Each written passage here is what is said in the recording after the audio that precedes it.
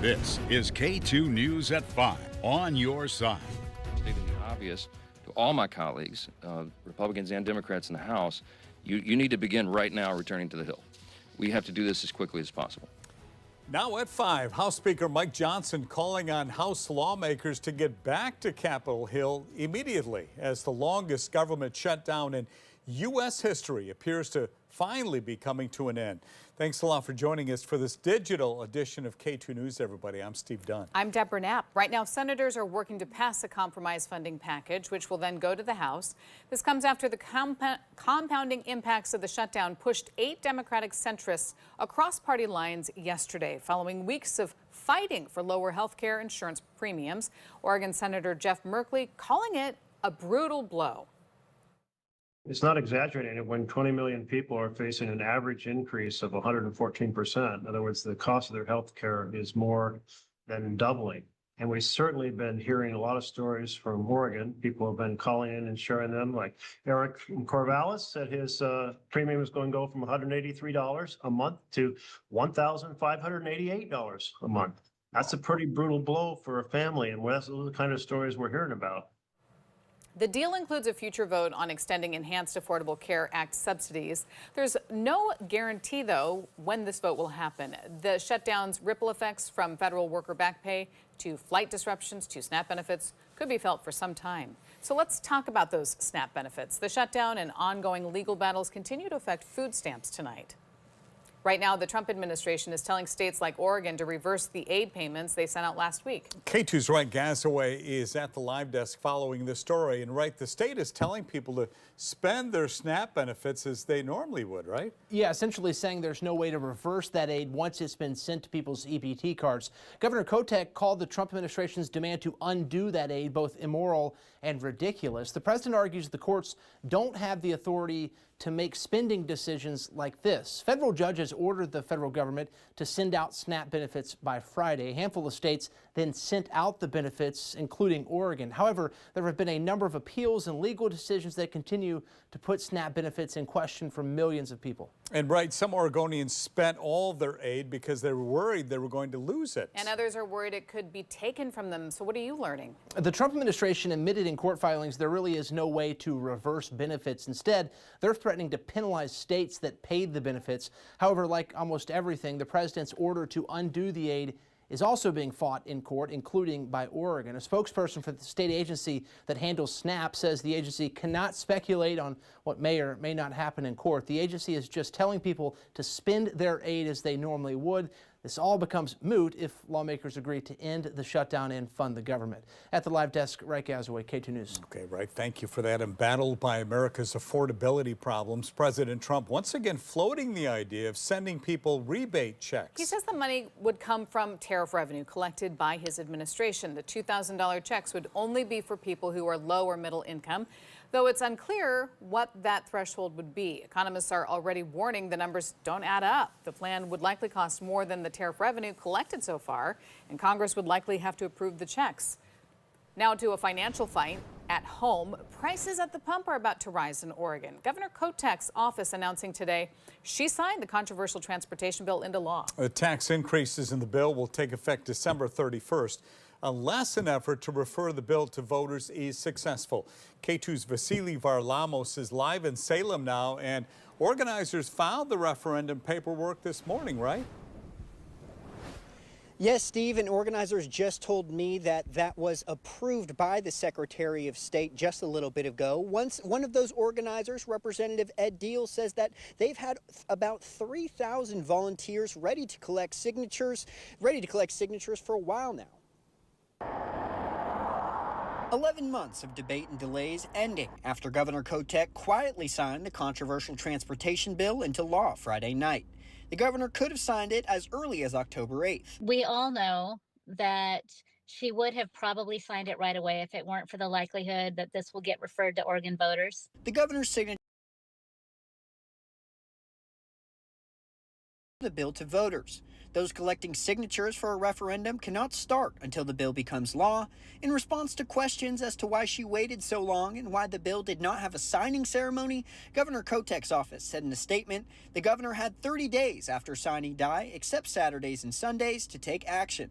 She signed the bill late Friday, and it was transmitted to the legislature first thing on the next business day, prompting the notice. Oregonians deserve the right to vote on this, and we're going to do everything in our power to give them that opportunity. If successful, it would refer the increases to the gas tax, registration and title fees, and the payroll tax to voters. Those leading the effort say they are confident that they'll be able to gather the 78,000 signatures needed to refer the tax increases to the ballot next fall. They're not really serious about us being able to collect signatures, which we're going to do. This bill will not take effect. Now, the referendum would freeze any of the tax increases included in the bill, which would cut off millions of dollars in funding ODOT was anticipating in 2026. Governor Kotek's office warns that a referendum could lead to more unsafe roads around Oregon and also reintroduce possible layoffs and maintenance station closures at ODOT. Live in Salem, Vasily Varlamos, K2 News. Vasily, thank you. So here's a look at the timeline in this push to bring this bill to voters next fall. Now that the governor has signed it, as Vasily mentioned, referendum organizers filed paperwork to put the bill on the ballot today. Secretary of State has already approved it. This kicks off the race for signatures. 3,000 volunteers have been organized statewide. A sign across Oregon Day is set for November 22nd. The final deadline to get the necessary 78,000 signatures is December 30th. Stay with K2 News as we follow this signature effort. When we're not on the air, you can find updates on K2.com and our K2 News app. It is free in your app store. This week, Portland City councilors are set to vote on whether to cut millions of dollars slated for homeless camp cleanup. The impact reduction program also provides garbage removal, hygiene access, resource referral, and job opportunities. Two councilors, Angelina Murillo and Mitch Green, want to redirect a portion of its funding to go toward three things: emergency rental assistance, food aid, and resources for immigrant rights groups. Their amendment comes just over a week after Portland resumed its homeless camping ban ordinance. In a statement, Green says the amendment, quote, finally aligns our budget with what service providers and public health experts have demanded for decades: stop the harm and fund what works. Mayor Keith Wilson warns defunding that program would be devastating for the neighborhoods, leaving millions of pounds of biohazardous materials uncollected and forcing layoffs. K2's Christina Giardinelli is following the story. Watch K2 News at 8 o'clock for updates. Well, let's take a live look at the city of Portland, where Mayor Wilson now has just 3 weeks to fulfill his promise to end unsheltered homelessness. Last month, the mayor told K2 the city was on track to meet his deadline of 1,500 new shelter beds by December 1st. We asked his office for an update tonight, and we're told his team plans to share updates on new shelters in the coming weeks. At last check, the city had added 1,090 beds since January, including overnight-only shelters and shelters for recovery. Developing tonight, an alleged murder-for-hire plot foiled. Detectives say a kidnapping suspect hired two men he met in jail to kill his victim. The plot was interrupted before anybody was hurt. K2 Shelby Slaughter has been covering the story since the suspect's initial arrests on those kidnapping charges in July. And Shelby, detectives say Drew Hendricks paid to have his victim killed. Yeah, Steve, he paid two inmates $30,000 each. One was going to be the middleman. The other was going to carry out the attack. Drew Hendricks used to own a car repair shop in this Northwest Portland neighborhood. Now, not only is his business closed, but he's facing 35 charges in multiple cases, including kidnapping and sexual assault of a 20-year-old woman that happened this summer.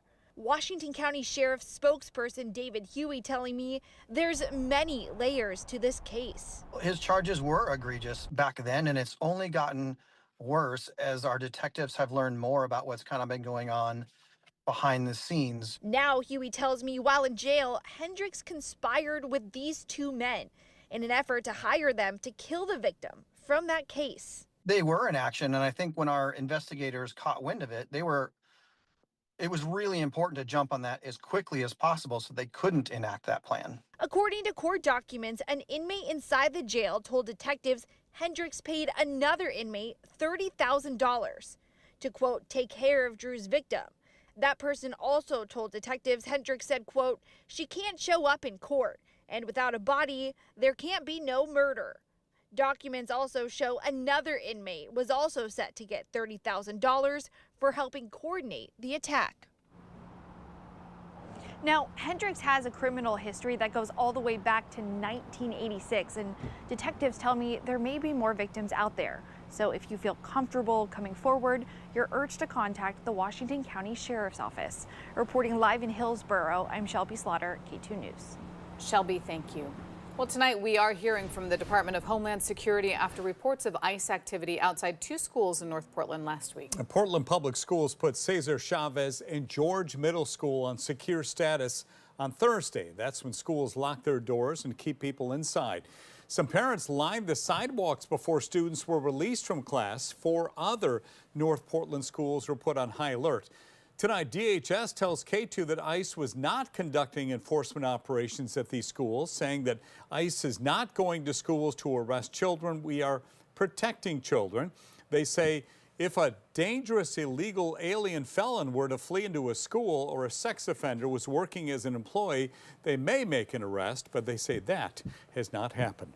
Well, things are less crowded at the Multnomah County Animal Services Shelter in Troutdale tonight. This comes after that urgent plea for help just days ago. In fact, on Friday night, the shelter was at critical overcapacity, caring for the most animals they'd had in 17 years. More than 100 dogs and 92 kennels. Some dogs were being kept in offices.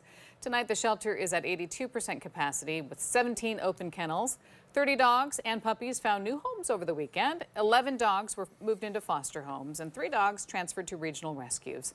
While it's unclear why the shelter has been flooded with intakes recently, it is clear that families have been struggling. Financial challenges like missing SNAP benefits are often reflected in animal shelters. Unless a pet poses a safety risk, the shelter's pause on owner surrenders remains in effect. Tomorrow, Oregon Humane Society is teaming up with Blanchet House for a free pet clinic for homeless pet owners or anyone unable to afford pet care in downtown Portland. Happening in the Lansu Chinese Garden parking lot across from Blanchet House on Northwest Gleason. Owners will be able to get their pets free vaccines, flea and tick treatment, pet food, leashes, collars, and more. Now, the veterinarian behind this actually sets up a table next to Blanchet House to offer pets care once a month. Tomorrow's clinic goes from 11 a.m. to 1:30 p.m. Again, it is totally free. And tomorrow is Veterans Day, a day to honor and thank our nation's veterans for their service and sacrifice.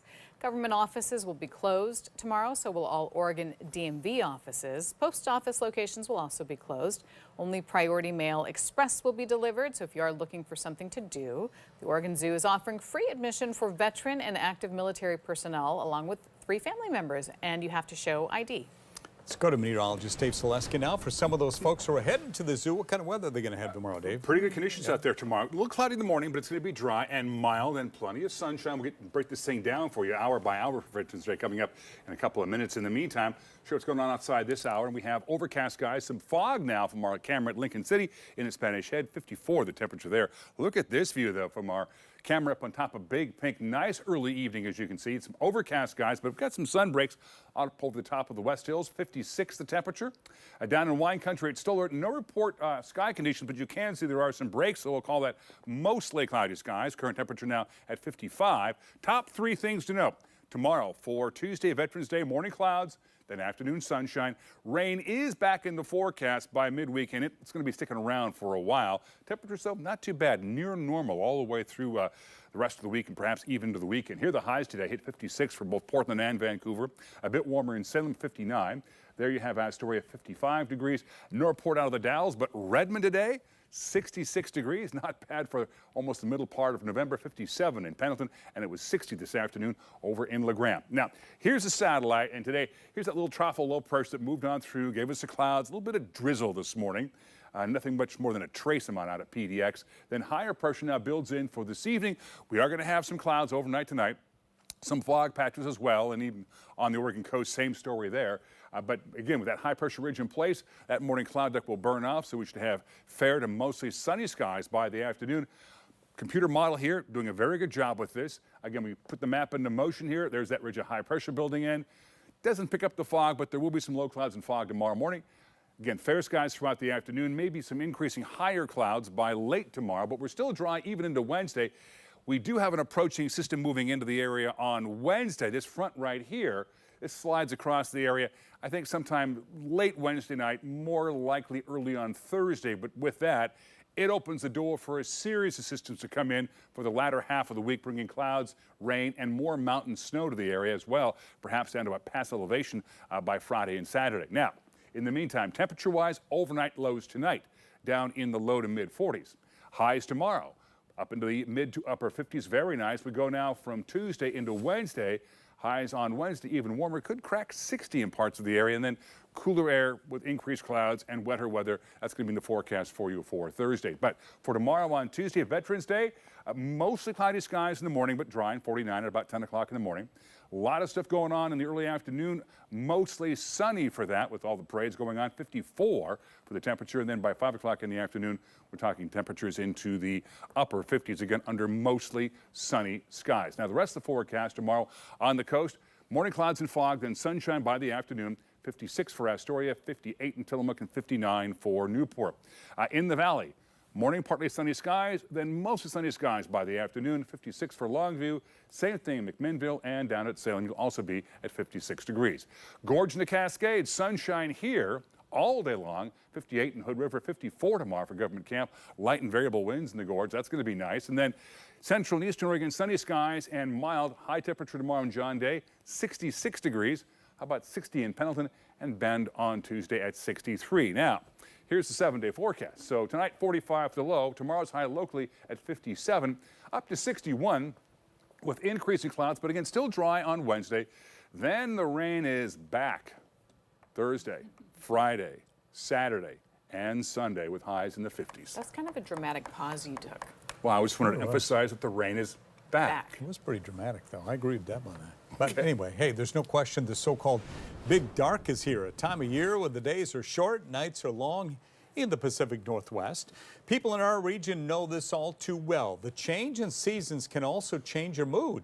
Symptoms of seasonal affective disorder, or SAD, can include feeling down or blah, having low energy, sleeping more, craving more carbs, and gaining weight. When those symptoms start to become more prominent, they start to cause problems in day-to-day living, then that's when we look at a difference between just having winter blues versus actually being a problem of clinical concern. Experts say there are things you can do to feel better. That includes maintaining a regular sleep schedule, exercise, and staying connected with others. Light therapy or regular therapy can also help.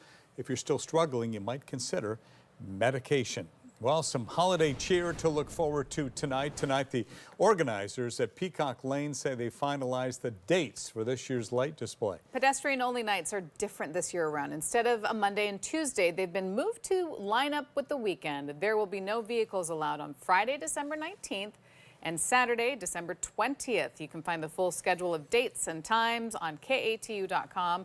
Fun starts in just over a month on December 15th. And a reminder, later this week, things will look a little more festive in Portland's living room. Stimson Lumber is set to deliver its annual Christmas tree to Pioneer Courthouse Square. The arrival of the 75-foot-tall Douglas fir will include a visit from Santa and free hot chocolate. That's on Wednesday at 11 a.m. The actual tree lighting ceremony is set for November 28th, the day after Thanksgiving. More than 10,000 lights will illuminate the square this year. The free event includes a community sing-along and live music. Here's your chance. That's going to be it, isn't it? Anybody want to go with me? Sing along. We're all going to sing. That's it for our special digital edition of K2 News. Monday Night Football is on now. Philadelphia Eagles, defending Super Bowl champs, are taking on the Green Bay Packers. And be sure to stick around for a special post-game edition of K2 News tonight, starting around 8 o'clock. Thanks for joining us. We'll see you then.